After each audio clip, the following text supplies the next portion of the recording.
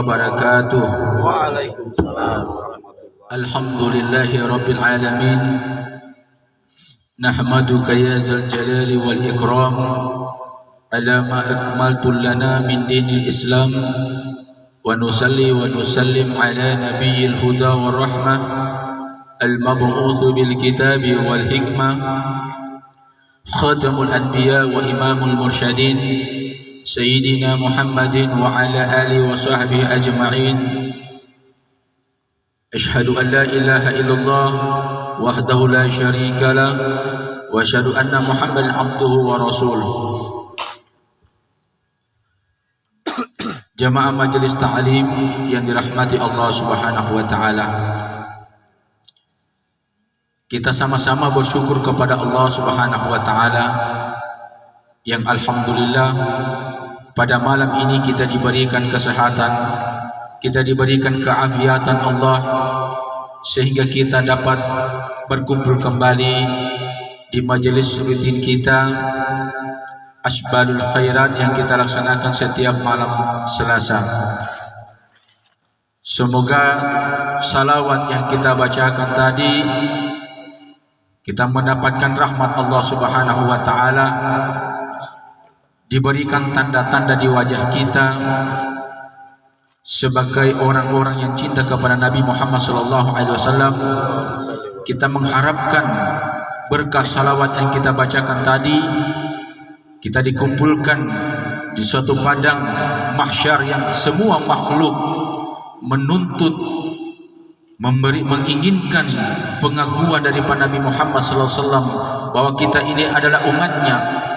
Maka Rasul sallallahu alaihi wasallam melihat siapa umatnya yang sering mengucapkan salawat, maka dia itulah mendapatkan pengakuan daripada umat Nabi Muhammad sallallahu alaihi wasallam.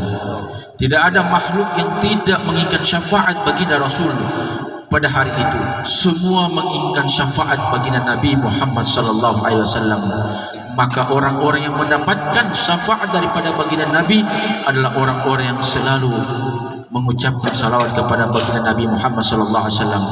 Dalam satu riwayat Nabi katakan, tidak ada satu makhluk pun di muka bumi ini yang bila mereka mengucapkan salawat kepadaku, maka Allah Subhanahu wa taala mengizinkan ruku untuk kembali ke jasadku guna untuk membalas salawat salam yang dibacakan oleh umat-umatku itu. Hadirin wal hadirat jamaah majelis ta'lim dirahmati Allah Subhanahu wa taala. Banyak khasiat salawat yang kita baca, banyak kegunaan salawat yang kita baca sebagai pengakuan cinta kita kepada Nabi Muhammad sallallahu alaihi wasallam. Yang terlebih khusus kita mengharapkan keberkahan agar supaya di akhir hayat kita dapat diringankan Allah Subhanahu wa taala lidah kita, lisan kita untuk menyebut kalimat la ilaha illallah Muhammadur Rasulullah ketika sakratul maut menjemput kita. Ketika sakratul maut menjemput kita, yang terbayang itu adalah kebiasaan kita. Begitupun kalau kita sudah mati di alam barzakh, ketika kita bertemu dengan malaikat yang bertanya man rabbuka, man nabiyuka, man imamuka, tentu kita yang masih hidup ini akan bertanya, yang sadar akan bertanya. Kalau seandainya saya mati dan ditanya oleh malaikat seperti itu, maka jawaban saya, andaikan ditanya man rabbuka, dengan gampang saya menjawab Allahu Rabbi, Tuhanku adalah Allah, adalah Tuhanku. Muhammad adalah nabiku, Al-Quran adalah imamku. Itu adalah pemikiran kita yang ketika kita masih ada di dunia, di alam sadar. Tetapi perlu kita ketahui saudara-saudara yang hadir pada malam majelis ta'lim ini, orang yang mati itu ketika mendapatkan pertanyaan daripada malaikat, dia akan jawab sesuai dengan kebiasaannya di dunia.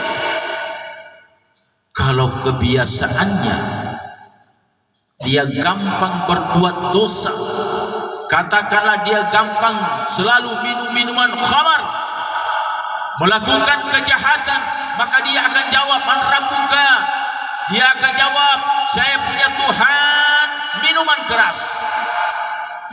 hilang kesadaran kita yang kita pikirkan, yang kita setting dari dunia itu, yang masih hidup. Ketika kita mati, maka kita menjawab dengan kebiasaan-kebiasaan itu. Nah, hadirin yang dirahmati Allah Subhanahu wa taala, kalau kita membiasakan diri kita untuk hadir, untuk bersalawat setiap hari, di kebiasaan-kebiasaan itu, sesuatu kebiasaan itu bila kita tinggalkan, maka dia akan memanggil. Maka begitulah orang-orang yang bersalawat, orang-orang yang sering menegakkan sholat 5 waktu. Orang yang sering menegakkan sholat 5 waktu, ketika dia tidak melaksanakan sholat, bukan dia yang mengingat sholat, tapi sholat yang mengingatkan dirinya. Dia ingatkan dirinya. Sholat itu yang memberikan peringatan di hatinya, sehingga dengan dia tidak merasa tenang kalau dia tidak sembahyang. Dia merasa gelisah kalau dia tidak sembahyang. Alhamdulillah kalau ada perasaan itu pada diri kita, itu berarti sudah ada nur di hati kita. Karena kebiasaan itu yang kita laksanakan, maka begitu kita bersalawat kepada baginda Nabi Muhammad SAW, sering kita mengucapkan salawat baginda Nabi Muhammad SAW, lantas satu ketika kita tidak lagi mengucapkan salawat, hati merasa gelisah, hati kita merasa bimbang, karena kebiasaan kita mengucapkan salawat kepada baginda Nabi Muhammad SAW. Bapak-bapak, ibu-ibu yang dirahmati Allah, sekarang ini kita dilanda dengan dunia modern. Kita disibukkan dengan HP gadget, mau makan HP, hatta mau pergi sembahyang HP, melayani bicara dengan orang tua, anak-anaknya juga dengan HP. Saya juga ini membanting kepala bagaimana caranya ini si Azam ini juga luar biasa. Ini tantangan luar biasa bagi kita ini. Semua dengan HP.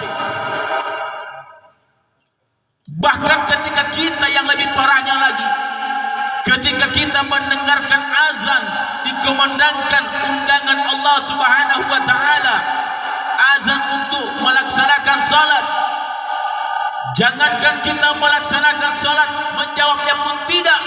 Kenapa? Karena disibukkan dengan HP. Kalau dia mati ketika ditanya oleh malaikat, "Man rabbuka?" maka dia akan jawab, "Allah HP Rabbi." HP itu Tuhanku. Dia akan jawab berdasarkan kebiasaannya di dunia. Dia akan jawab. Maka begitulah kita selalu melantunkan salawat kepada Nabi. Yang kita baca tadi, orang yang membaca, orang yang mendengarkan, yang ada hadir, semua mendapatkan pahala kebaikan dari Allah Subhanahu wa taala. Orang yang kekasihnya bila disanjung dia akan senang. Orang yang kekasihnya bila dipuja dia akan senang. Allah akan senang. Allah berikan kebaikan kepada dirinya. Hadirin majelis ta'lim yang dirahmati Allah Subhanahu wa taala. Orang yang merasa gelisah, orang yang merasa banyak penyakit, orang merasa banyak masalah, coba Anda perbanyak salawat. Banyak salawat. Apa yang Anda inginkan bila tidak terkabuli, coba kasih banyak salawat. Kata Allah Subhanahu wa taala, doa, inna doa mauqufun baina samawati wal ard hatta yusalli ala Nabi Muhammad sallallahu alaihi wasallam. Doa yang kita ucapkan itu, bapak-bapak, ibu-ibu, itu tergantung, terkatung-katung, belum naik di langit, sampai kita mengucapkan salawat kepada baginda Nabi Muhammad sallallahu alaihi wasallam, baru doanya diangkat dan dikabulkan oleh Allah Subhanahu wa taala. Mauquf. Hadirin majelis ta'lim dirahmati Allah Subhanahu wa taala. Kalau kita membahas masalah salawat, luar biasa banyak manfaat yang kita dapatkan. Salawat ada banyak macam, kurang lebih 355 salawat, dan semua punya fungsi masing-masing. Bila kita niatkan untuk diamalkan, maka yang kita niatkan itu akan ijabah oleh Allah Subhanahu wa taala. Ada salawat Al-Fatih, ada salawat Nuril Anwar, ada salawat Ashifa, ada salawat Ibrahimiyah. Semua salawat-salawat itu memiliki tujuan fungsi masing-masing, tergantung daripada niat orang yang mengamalkan daripada salawat itu. Salawat Nurul Anwar Bagaimana? Allahumma salli ala nuril anwar wasiril asrar wa triyaqil aghyar wa miftahi babil yasar sayyidina Muhammadil Mukhtar wal ali athhar wa ashabihil akhyar adadai amalai wa ifdali. Ini salawat nuril anwar. Ada juga salawat syifa. Allahumma shalli ala sayyidina Muhammadin bil qulub wa dawaiha wa afiyatil abadan wa shifaiha wa nuril absar wa diyaiha wa ala ali wa sahbihi wa barik wa sallam. Saya punya janji waktu malam majelis tadi lalu tentang doa-doa wudu itu. Sudah saya tulis. Saya gabungkan dengan salawat-salawat ini. Ini diamalkan. Salawat nuril anwar, salah satu khasiatnya apa yang kita baca? Jika seseorang membaca salawat ini setiap selesai salat fardu, maka ia akan terhindar dari segala mara bahaya dan memperoleh rezeki dengan mudah. Ini kalau kita baca setiap satu kali saja. Setiap habis salat fardu, kita baca ini, kita dihindarkan dari segala mara bahaya dan kita memperoleh rezeki dengan cara yang mudah. Dengan cara yang mudah. Yang kedua, jika seseorang membaca salawat ini sehari satu hari satu malam sebanyak 100 kali, maka ia akan memperoleh rezeki lahir batin, manjur untuk mendatangkan segala hajat, menolak bencana dan memperoleh cahaya ilahi. Itu kita baca satu hari satu malam 100 kali. Jika seorang menginginkan jabatan atau kedudukan tinggi, maka hendaklah ia membaca salawat ini sebanyak 21 kali setiap akan berangkat kerja. Mau calon kepala desa, mau calon anggota dewan, mau calon mau ingin jabatan tinggi, setiap Anda pergi kerja, baca ini 21 kali baru turun di rumah. Salawat ini kita baca. Apalagi bila seorang membaca salawat ini 7 kali setiap akan tidur, sebelum kita tidur kita baca salawat ini 7 kali, insya Allah kita terhindar dari dotinya orang, sihir-sihirnya orang. Ini kita baca. Ini baru satu salawat, ada 355 lebih salawat. Itu punya tujuan khusus yang kalau kita amalkan tergantung pada niat kita yang kita mengamalkan. Jamaah majelis ta'lim yang dirahmati Allah Subhanahu wa taala. Alhamdulillah, di majelis di pondok ini yang dulunya bapak-bapak yang punya kegiatan mengaji, sekarang diikuti oleh ibu-ibu. Ada Ustadz Ilyas yang mengajar. Luar biasa, apresiasi luar biasa begitu besar. Bapak-bapak, ibu-ibu yang dirahmati Allah Subhanahu wa taala. Bayangkan bapak-bapak, ibu-ibu datang kemari belajar mengaji. Yang kita ucapkan itu Allah katakan, siapa yang membaca Al-Quran satu huruf, maka Allah akan balas satu kebaikan. Satu huruf kita baca di dalam Al-Quran, Allah balas satu kebaikan.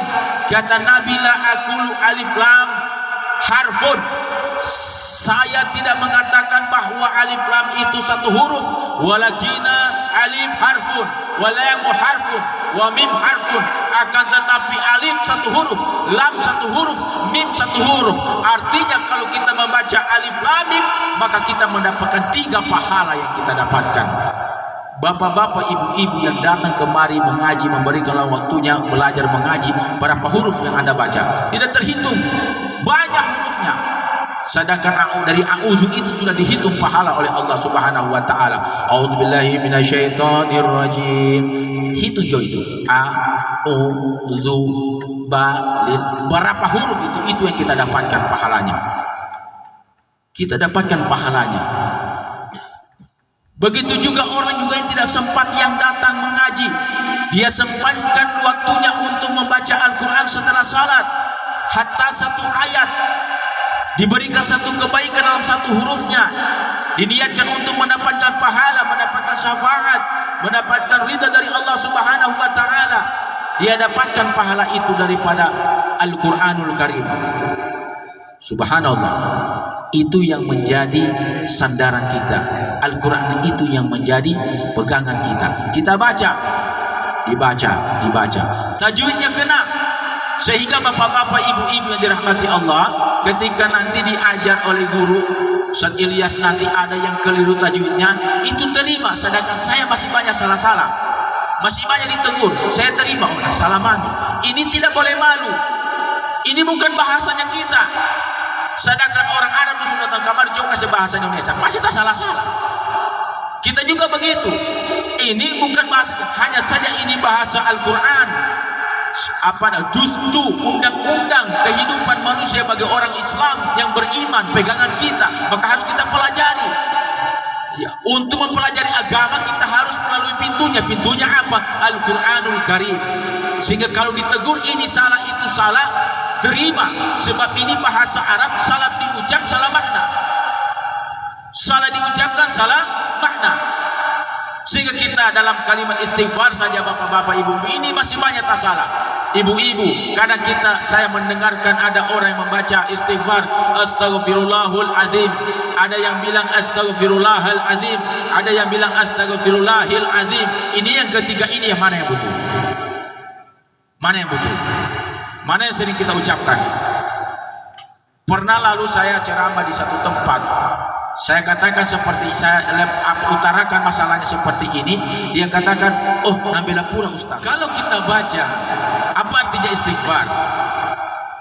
Saya minta ampun kepada Allah. Saya minta ampun kepada Allah. Saya pelaku, Allah. Ini anak-anak pondok. Allah, anak pelaku fa'il. Allah itu apa? Yang dikenai dari apa? Yang dikenai pekerjaan A, maf'ulun bih. Saya meminta ampun kepada Allah. Kalau kita baca astaghfirullahul azim, bukan saya yang minta ampun kepada Allah, tapi Allah yang minta ampun kepada saya. Karena Allahu di situ kita baca fa'il marfu'un bi dhamma, tandanya dhamma, berarti Allah itu pelaku, saya penderita. Artinya Allah yang minta ampun dengan saya. Yang kalimat sebenarnya adalah astaghfirullahal azim. Saya minta ampun kepada Allah. Saya pelaku, Allah itu maf'ulun bihi, penderita. Maf'ulun bihi dalam kaidah bahasa Arab atau dalam ilmu nahwu itu hukumnya harus mansub. Allah itu isim mufrad, dia harus mansub. Masuk dengan apa? Dengan fathah. Ini gunanya ilmu nahwu yang pelajari anak-anak pondok. Ini yang diutamakan oleh anak-anak pondok di sini. Dan alhamdulillah mereka sudah hafal matan jurumiyah, bapak-bapak, ibu-ibu. Mungkin dalam pandangan kasat mata bapak-bapak, ibu-ibu, anak-anak pondok ini hanya angkat-angkat dos-dos di apa namanya, di pasar, di pinggir jalan. Saya sampai dengar juga bahasanya orang wapa mereka lagi dah agak norak birapi. Tes dulu Pak. Tes dulu. Coba tanyakan berapa hukum yang membatalkan sholat. Coba tanyakan berapa hukum yang membatalkan wudhu. Coba tanyakan apa itu ilmu nahwu. Jalan-jalanlah kemari, tanya-tanya otak mereka. Itu yang tidak dipahami oleh kita, bapak-bapak, ibu-ibu. Ini sudah masya Allah ini. Apalagi selesai sini mereka ada niat untuk lanjutkan ke Jawa, luar biasa. Itu baru sedikit. Makanya kalau ditegur Ustaz Ilyas, bilang A, bukan A, bilang saja A, jangan dibantah. Ada juga pernah juga saya tegur situ satu orang, dia bilang lena gaya niepe, bukan persoalan lena gaya niepe. Bismillahirrahmanirrahim, dia imam.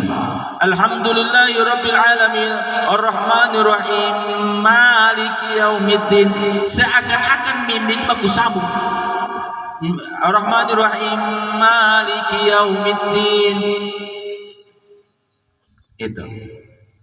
Itu gunanya tajwid, karena bahasa Arab itu salah ucap, salah makna. Bismillahirrahmanirrahim. Biasa kita mengatakan Bismillahirrahmanirrahim.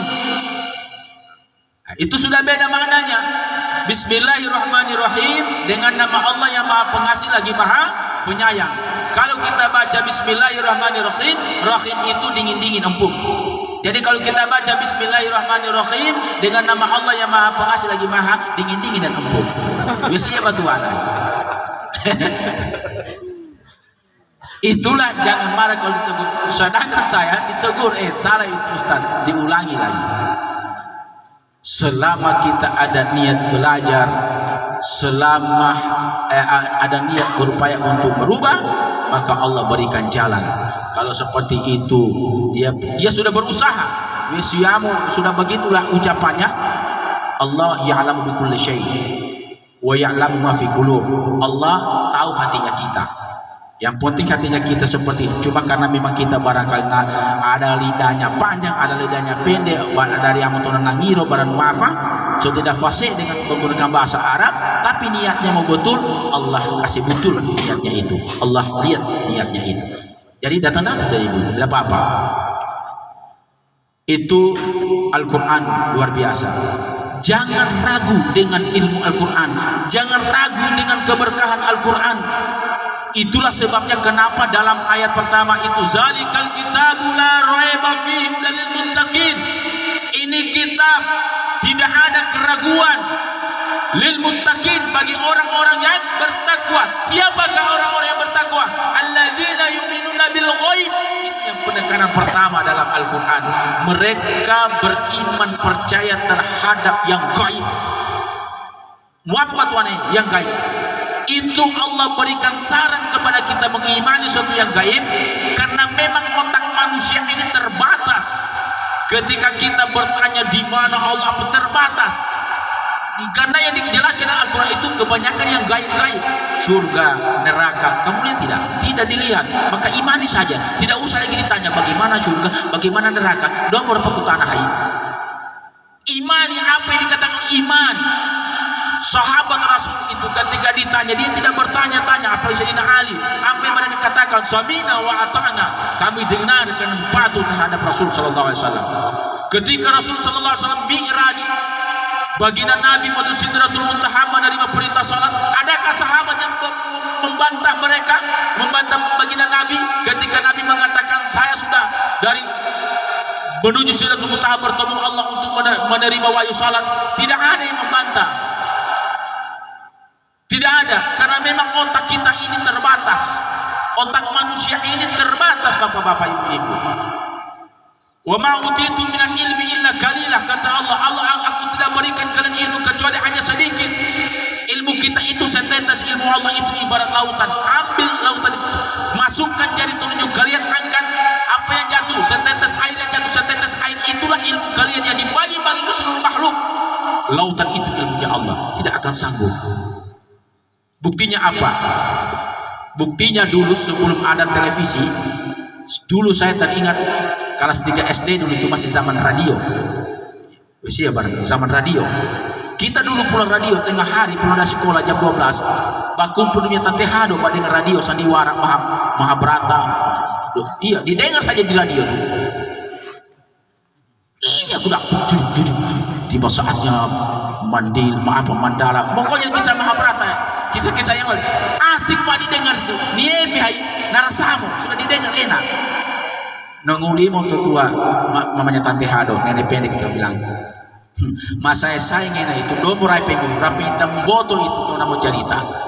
Jadi kita orang bilang akidah barat tua yang tidak masuk akal. Dia bilang coba otak pada saat itu otak kita belum sampai di situ sehingga kita mengatakan ini gila, ini orang tua ini. Masa dia bilang mau dilihat orang bicara? Masa mau dilihat orang di Jakarta? Bicara di Jakarta mau dilihat di Tada? Kita bilang gila. Karena kenapa kita bilang? Karena otak kita ini tidak mampu, belum sampai ke situ. Overhead break, wet break, apa itu?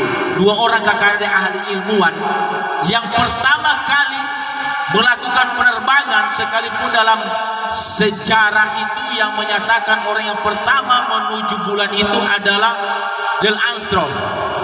Terlepas daripada itu, dulu tahun berapa tuh? Tahun 1689 ditemukan pesawat.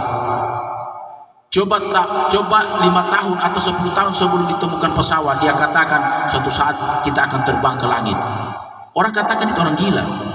Bahkan HP ini tahun berapa ditemukan HP? Jauh sebelumnya, andaikan jauh sebelumnya 20 tahun sebelum ditemukan HP ini, saya katakan suatu orang akan bisa bicara dari Tada dengan orang Palu. Pasti saya akan dikatakan orang gila. Kenapa? Karena otaknya kita belum sampai ke situ. Tapi kenyataannya apa? Kita sudah bisa bicara, Pak. Bayangkan kita bisa bicara. Orang mau transfer uang saja, mau kirim surat saja, dulu kita kirim surat ke Palu itu Tunggu taksinya Tuti dengan Is sampai ke Palu. Itu pun 3 hari baru datang. Dibuka lagi surat. Sekarang dia tidak dapat lagi bilang-bilang menit, detik cepat muncul. Itu otak, Pak. Dulu juga kita kalau bateba cewek tulis surat, kirim lagi surat itu. Buat kekasihku Adinda yang tercinta. Sekarang sudah tidak. Masih tidak orang tua sekarang. Tak muncul. Luar biasa. Ini Al-Quran. La raiba fi. Tidak ada keraguan. Otak manusia itu terbatas. Hudalil muttaqin. Apalagi kita ragukan di dalam Al-Quran. Ada salah seorang peneliti yang betul-betul menantang keras tentang prinsip-prinsip Al-Quran. Beliau adalah ahli kedokteran. Ahli kedokteran di Chiang Mai.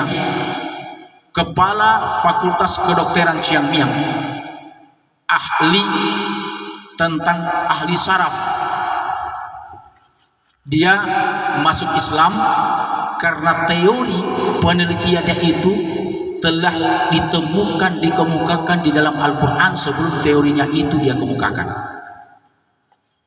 Dia paparkan hasil penelitiannya di hadapan semua mahasiswa.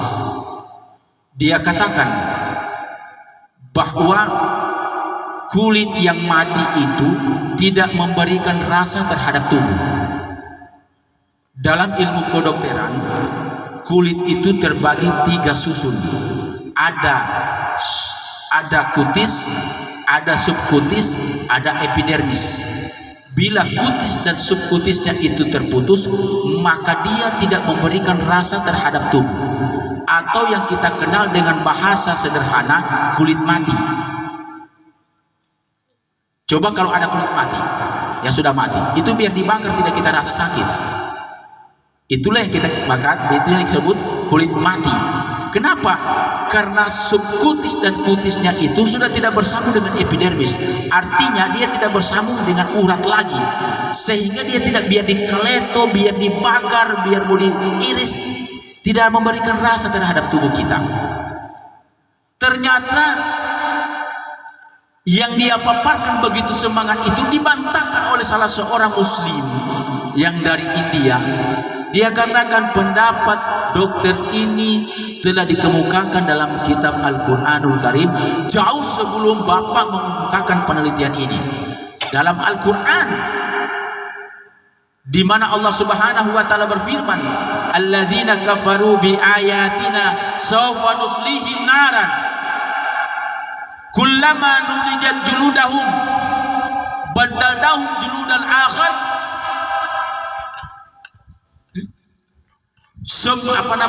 Orang-orang yang kafir, yang mendustakan akan ayat-ayat Allah, sawfa nuslihim naran, mereka dilemparkan di tengah-tengah api neraka. Kullama nudijat juludahum, semua kulit mereka itu akan hangus, mati. Badalnahum juludan akhar liyazuqul azab. Itu. Bahkan kami gantikan dengan kulit yang baru supaya dia rasakan azab. Ini kata Allah. Artinya, buat apa Allah mengatakan badalnahum juludan akhar? Akan kami gantikan kulit yang baru supaya merasakan azabku. Artinya Allah itu sudah tahu kalau kulit yang sudah hangus terbakar itu tidak memberikan rasa terhadap tubuh, sehingga Allah katakan sambung dalam ayatnya, badalnahum juludan akhar, kami akan gantikan kulit yang baru supaya dia rasakan azab. Di sinilah betapa gemetarnya seorang dokter itu. Tidak A, tidak B. Dia katakan, saya beriman kepada Allah, ajak saya bersyahadat kepada Allah Subhanahu wa ta'ala. Ini orang yang kafir masuk Islam. Kita Islam sendiri. Kadang kita menyalahgunakan juga Al-Quran. Ayat yang pertama diturunkan oleh Allah Subhanahu wa ta'ala itu adalah Iqra. Iqra bismi rabbikal ladzi khalaq. Kata Iqra itu tidak hanya sekedar membaca, tapi meneliti, menelaah, mempelajari. ilmu-ilmu yang terdapat semua di langit di bumi itu terdapat di dalam Al-Quran. Bahkan tidak bisa dipungkiri bapak-bapak, ibu-ibu, ilmuwan-ilmuwan barat itu banyak menciplak daripada hasil-hasil ilmuwan orang-orang Islam. Ya, itu ditandai maraknya itu mereka mencuri pendapat-pendapat itu, pandangan ilmu itu terjadi pada perang salib, di mana karya-karya ilmu Sina, ilmu Farabi, Al-Hawarizmi dan lain sebagainya, Al-Jabar, semua tokoh-tokoh Islam yang mereka adopsi menjadi pemahaman orang barat, karang-karangan mereka itu rubah seakan-akan orang-orang barat lah yang menemukan semua segala bidang aspek ilmu teknologi, padahal itu adalah orang-orang Islam. Ya, orang-orang Islam yang bersumber pada Al-Quranul Karim. Jadi tidak ada keraguan. Itu kita baca, kita telaah, kita pelajari. Tidak ada maknanya, ada tafsirnya, dipelajari. Hanya saja kita ini biasanya orang-orang Islam kelebihan mengkaji, akhirnya ayat-ayat Al-Quran itu dijadikan perhiasan atau ditulis dijadikan penolak bala, taruh di pusat, taruh di kantong, ayat Al-Quran ini taruh di kantong, bawa ke hutan, padahal bukan itu maksudnya. Jadi pelajari, dibaca itu Al-Quran, kata qara ayat Qur'anan, bacaan. Jadi jangan nanti terakhir dikasilakan ini Al-Quran, kau tidak mau lari, bagaimana saya mau lari, itu juga saya penyakit, wah itu lebih parah lagi. Jamaah majelis taklim dirahmati Allah Subhanahu wa taala. Saya masuk sedikit masa pembahasan, saya lanjutkan tentang kita sholat berjamaah. Ya. Biasanya kita mendengarkan imam sebelum sholat, dia ingatkan, sawu sufufakum fa inna tasfiyata sufuf min tamami sholat. Biar di Masjidil Haram, di Makkah, di mana, di masjid itu sering kita dengar. Apa sebenarnya landasan hukumnya? Itu sebenarnya perintah Nabi. Itu disunahkan oleh, bahkan diwajibkan oleh Nabi dalam hal kalau kita sholat berjamaah. Jadi kalau ada orang sholat berjamaah, kalau dia jadi imam, dia tidak ingatkan, bisa ditegur. Harusnya Anda ingatkan dulu, Pak. Anda jadi imam tadi, ingatkan dulu sebelum angkat takbir, sawu sufufakum fa inna tasfiyata sufuf min tamamis shalah. Itu anjuran Nabi. Sawu sufufakum, luruskan saf kalian. Fa inna tasfiyata sufuf min tamamis shalah. Karena kerapatan kelurusan saf itu min tamamis shalah, bahagian daripada kesempurnaan salat.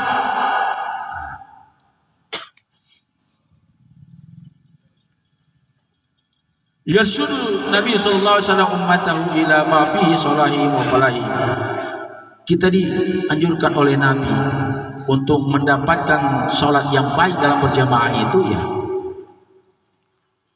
siapkan dulu safnya. Fahuwa huna ya'muruhum bi ayyusu sufufahum bihaitsu yakunu nahul qiblata wahidan. Kita diperintahkan Nabi Muhammad sallallahu alaihi wasallam untuk memperingatkan jamaah, menandakan bahwa kita memang satu kiblat. Jangan lain ada jamaah berkiblat di lain. Itu dia berarti tidak mengikuti pada imam. Di sini sekarang ini masih banyak di tempat-tempat yang kita lihat di masjid itu, ketika imam sudah mengatakan sawu sufufukum fa inna tasfiyata sufuf min tamamis shalah, ada juga makmum yang beberapa makmum yang serong. Ada itu, saya ketemukan. Jadi orang semua menghadap begini, dia serong begini sedikit. Serong begini. Di poso juga ada sadaqah. Ada itu bahasa saja. Karena pendapatannya itu kiblat itu arah kiblat itu sudah bergeser berapa derajat. Kalau yang dia lakukan seperti itu, maka yang terjadi Salatnya sah, tapi dia pahalanya mufarad bil imam. Dia tidak mendapatkan salat berjamaah karena dia tidak mengikuti apa yang dianjurkan oleh imam. Dia tidak mempercayai imam. Itu. Jadi kalau di mana posisi imam berdiri, di situ kamu berdiri, kamu di situ. Aina ma tuwallu wujuhakum, di mana kamu menghadap, maka di situ Allah Subhanahu wa taala. Jadi kita percayakan terhadap imam. Kalau imam serong baru juga kita serong. Ini imam lurus tuh tegak. Ada satu jamaah satu dia pas serong sedikit. Mufarad bil imam. Wa yasudu khalilu sufuf hatta la yakun li syayatin sabili ila al-ba'thi bi salati. Kita rapatkan suf itu bertujuan supaya jangan sampai saking rapatnya itu jangan sampai ada celah-celah daripada setan mengganggu kita. Ya, celah-celah yang ada lewat di antara kita. Dirapatkan. Saya bahas masalah kaki itu ya. Ada juga bekas dapat kaki, ada pembahasannya. Jadi dirapatkan, diduniakan seakan-akan jangan kasih kesempatan setan mengganggu kita. Kita bersama-sama. Itu dirapatkan. Lalu kita sembahyang. Itu masalah sufuf. Saking pentingnya itu sufuf. Memperbaiki saf. Kemudian safnya tidak boleh ada yang terputus. Kalau ada yang terputus maka di situ celahnya setan. Disambung itu suf, disambung. Ada yang kosong maju ngisi. Kemudian persoalan ada orang yang menempelkan kakinya, ini yang merasa risih di tengah masyarakat. Banyak saya dapat juga pertanyaan-pertanyaan bagaimana pandangan Ustaz, dan saya sering mengalami seperti itu. Bagi teman-teman yang pernah mengalami, memang ada hadis yang menyatakan seperti itu. An Anasin an Nabi sallallahu alaihi wasallam qol aqimu sufufakum fa inni arakum min wara'i zahri wa kana ahaduna yulziku min kabahu bimin kibi sahibihi wa qadamahu bi kadamihi. Nabi ketika salat dia anjurkan sufufakum karena dia lihat di belakang ini sahabat-sahabat ada yang merapatkan kakinya, ada yang merapatkan bahunya, ada yang merapatkan ke antara mata kakinya dengan mata kaki sahabat yang lain. Sehingga Nabi mengatakan perintahkan sufufakum. Dalam pandangan ini Nabi setelah selesai salat, Nabi tidak melarang orang yang merapatkan kakinya dengan kaki temannya. Juga Nabi tidak melarang orang yang tidak merapatkan kakinya.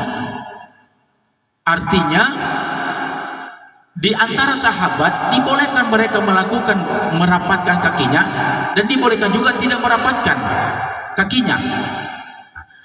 Para ulama-ulama di kalangan para mazahib tidak menjadikan merapatkan mata kaki ini sebagai hujah, sebagai fatwa yang resmi, karena hanya dilakukan oleh sebahagian sahabat, bukan secara keseluruhan sahabat. Yang dijadikan hujah itu bila dilakukan oleh keseluruhan sahabat, jadikan satu hujah. Dalam konteks sekarang ini bukan asasiyah. Kalau dia bukan asasiyah, maka kita harus menyesuaikan dengan konteks zaman sekarang ini. Sekarang ini kalau bisa kita terapkan, merapatkan kaki kita dengan kaki yang lain, ini akan membawa risih terhadap jamaah lain. Naringgaya dikasih rapat itu kaki, geli kita rasa. Dan saya harap teman-teman, sekalipun tidak dilarang, kalau orang sudah serong kakinya, itu berarti dia tidak mau, karena dia merasa terganggu. Ada satu begini, Allahu Akbar, dia kasih rapat, saya bikin begini, dia bikin lagi begini, dia bikin lagi, so begini dia bersampai, dia saja so begini bersampai. Tidak enak saya rasa, geli, tidak khusyuk, kita rasa. Karena ini bukan kita lihat dengan konteks sekarang ini. Kalau kita rapatkan begini, lantas dia bikin, jangan. Lebih bagus kalau umpamanya sudah dibikin begini, lantas dia bikin begini, sudah. Tidak perlu lagi dibikin cari-cari kakinya. Begitu sampai sujud dia pakai lagi pakai. Satu begitu juga. Orang badero jadi orang sembahyang. Ini membuat risih. Yang kedua, bisa jadi jamaah akan lari. Itu terjadi pada zaman sahabat. Jamaah akan lari. Pernah saya tanya satu sahabat di poso itu, saya tanya, saya juga pura-pura tidak, ya orang-orang awam, kenapa saudara? Nah, seperti sahabat yang tadi itu, lisyayatin, rapatkan saf itu jangan sampai ada jalannya setan. Padahal tidak. Maksudnya kita rapat itu seakan-akan jangan ada kesempatan setan yang mengganggu kita. Ini dia pahami, kasih rapat saf, jangan sampai ada lewat setan nanti mengganggu sebelah sini. Dia kasih begini saf, dia kasih tidak ada kesempatan mengganggu setan, tapi di sini dia ganggu. Masuk di sini dia. Seperti itu. Ibu-ibu pernah dapatkan itu. Jadi jamaah majelis taklim yang dirahmati Allah, juga siapa yang mungkin menonton secara langsung di live streaming ini, kalau Anda hendak merapatkan kakinya, memang tidak dilarang. Tapi kalau sudah dirapatkan itu saudara-saudara, ada saudara kita yang menghindarkan itu berarti dia tidak mau, jangan dipaksa. Kalau dia tidak mau, dia bilang dia tidak mau, masih bagus. Kalau langsung dia palungku itu jadi masalah. Kalau dia palungku itu jadi masalah luar biasa. Jadi janganlah buat sesuatu perkara-perkara yang menimbulkan banyak masalah. Ya, jangan. Iya, kebanyakan saudara-saudara kita yang itu Nabi tidak katakan sawu sufufakum wa qarribu min akadami wa akdamikum. Tidak ada Nabi katakan seperti itu. Nabi katakan sawu sufufakum fa inna tasfiyatum sufu min tamamis shalah. Lanjutan hadis saya bacakan tadi. Ketika Nabi perintahkan itu, dia lihat di belakangnya ada sahabat yang merapatkan, ada juga sahabat tidak. Ketika selesai sholat, apakah Nabi marah orang merapatkan? Tidak. Juga apakah Nabi salahkan orang tidak merapatkan? Tidak. Artinya kalau Anda rapatkan silakan, Anda tidak rapatkan silakan. Berarti ini adalah tergantung dirinya. Kalau dia bukan asasiyah, dia hanya furu'iyah, kita lihat konteks sekarang ini, keadaan masyarakat sekarang ini. Jangan juga kita tidak mau itu langsung kita salahkan orang. Oh, ini orang dia tidak mau, berarti bukan menyalahi sunnah Rasul. Tidak. Jangan, betul dia sembahyang. Itu masalah saf. Kemudian tentang bacaan salat. Ya, bacaan salat, bab qiraatus salat. Saya singkat-singkat saja ya. Perkataan bacaan yang diwajibkan itu adalah suratul Fatihah. Ya. Suratul Fatihah.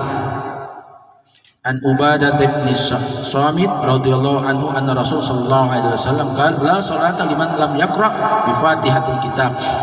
Tidak sah salatnya orang bila tidak membaca suratul Fatihah. Kenapa? Suratul Fatihah hiya umul Quran wa ruhihi. Surat Fatihah itu ibunya Al-Quran, ruhnya Al-Quran. Li'annaha jama'at anwa'al ma'ahib mahamid wa sifatil uliya la ta'ala wa isbatil malik wal kahar.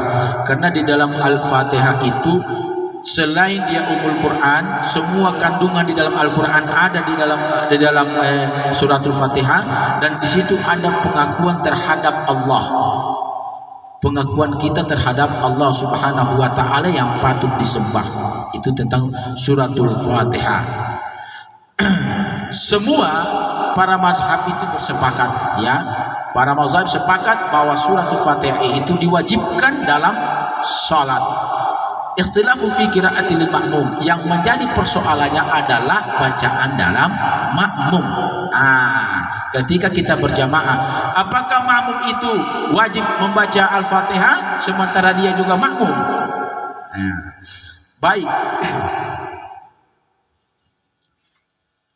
Fazahabatil Hanabilatu wal Hanafiyatu ila subutiha anil ma'mum mutlaqan.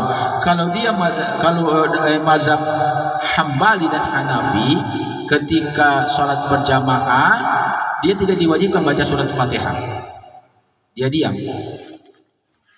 mutlakan. Apakah itu sholat sirriyah maupun jahriyah. Salat sirriyah ini berarti salat asar dan salat zuhur yang tidak dikasih kantara suratul Fatihahnya. Salat jahriyah ini salat maghrib, isya dan subuh itu. Jadi makmum bagi mereka tidak wajib membaca suratul Fatihah. Apa dalilnya? Ini dalilnya istadalla Hanafiyah bi hadis man shalla khalfal imam fa qira'atul imam qira'atalahu. Siapa yang sembahyang di belakang imam, apa yang dibaca imam begitu juga mereka baca. Jadi sudah diwakilkan oleh imam. Tidak ada masalah. Cuma kita ini mazhab Syafi'i. Mazhab Syafi'i lain. Kalau mazhab Syafi'i mazhab Syafi'i awal hadis ila wujubi qira'atiha li kulli musalli. Kalau mazhab Syafi'i itu apakah dia makmum, apakah dia imam, wajib bagi orang yang sembahyang membaca suratul Fatihah. Tidak diwakili lagi dengan imam. Bin imam wa makmum farid. Apakah dia imam, apakah dia makmum ataupun dia sendiri, dia wajib membaca suratul Fatihah. Bagaimana dengan orang yang masbuk? Biasakan kita datang di masjid, imam baca iftitah, langsung baca suratul Fatihah. Bismillahirrahmanirrahim. Alhamdulillahirabbil alamin arrahmanirrahim. Kalau dia ruku sementara kita belum selesai baca, masih ada kesempatan itu ya. Tidak usah bilang subhana rabbiyal azim. Allahu akbar. Kita jawab bismillahirrahmanirrahim arrahmanirrahim maliki yaumiddin. Imam sudah ruku. Arrahmanirrahim maliki iyyaka na'budu wa iyyaka nasta'in ihdinas siratal mustaqim. Sampai dia sujud stop. Di mana Anda berhenti baca situ stop. Berarti sudah diwakilkan oleh imam. Jadi dalil yang diucapkan tadi itu man shalla khalfal imam fa qira'atul imam fa qira'atul lahu. Itu dalil bagi Imam Syafi'i, berlaku bagi masbuk. Bagi orang yang masbuk. Jadi kalau yang orang masbuk itu berarti dia usahakan sudah baca suratul Fatihah, sementara dia masbuk, dia tidak sempat baca, imam sudah sujud, maka tidak usah lagi kasih habis suratul Fatihahnya baru dia sujud. Itu lain lagi persoalannya itu Pak. Lain persoalannya. Stop. Kalau imam sujud, sujud. Kalau masih ruku, masih ada kesempatan baca surat Fatihah. Dia bangkit masih dia bisa diselesaikan. Kalau sudah sujud, Allahu Akbar, stop. Baru dia ikut sujud. Berarti bacaan surat Fatihahnya yang tidak sempurna tadi itu sudah diwakilkan oleh imam tadi. Kemudian bagi kita yang sudah kita dapat sujud, berarti kita menambah 1 rakaat. Ya, kita dapat imam masbuk, kita dapat imam sudah sujud. Kita harus boleh kita sujud. Kita niat sembahyang Allahu Akbar, langsung sujud boleh. Tapi jangan dihitung rakaat. Jangan dihitung kau ikuti imam seakan-akan kau hitung dari awal. Kau tambah 1 rakaat. Kalau kau dapat imam sudah sujud, berarti kau ketinggalan rakaat. Bila kau dapat imam masih ruku, berarti kau dapat rakaat, tidak perlu kau tambah. Seperti itu, tidak perlu ditambah. Jadi kita masih dapat ruku. Berarti kita dapat rukunya, baru sujud. Ada juga orang karena dia kasih betul bacaan sholatnya, al-Fatihahnya, sudah sujud imam, baru dia juga sujud. Atau taruhlah rabbana walakal hamdu, dia berdoa dulu, imamnya sudah sujud baru dia sujud, itu ketinggalan ya. Baru dia ruku, sudah sujud dia imam baru dia ruku, ketinggalan 1 rakaat. Sekalipun dia start dari takbir sama-sama dengan imam, tapi karena terbacaannya terlalu panjang ya, imam sudah ruku dia masih membaca, berdiri lagi imam dia masih membaca, imam sudah sujud dia masih membaca, tinggal 1 rakaat, maka dia harus wajib menambah 1 rakaat. Jamaah majelis taklim dirahmati Allah Subhanahu wa taala. Ya, kita lihat juga cuaca kurang bersahabat. Mungkin barangkali pada malam ini cukup saja pembahasan kita. Insya Allah akan kita bahas pada malam Selasa berikutnya dengan sambungan daripada materi-materi ini. Kalaupun banyak pertanyaan, jangan malu-malu, kirim saja pertanyaan itu. Saya tadi itu bahas masalah sufuf itu karena ada pertanyaan. Ini pertanyaan itu dia merasakan katanya tentang merapatkan itu.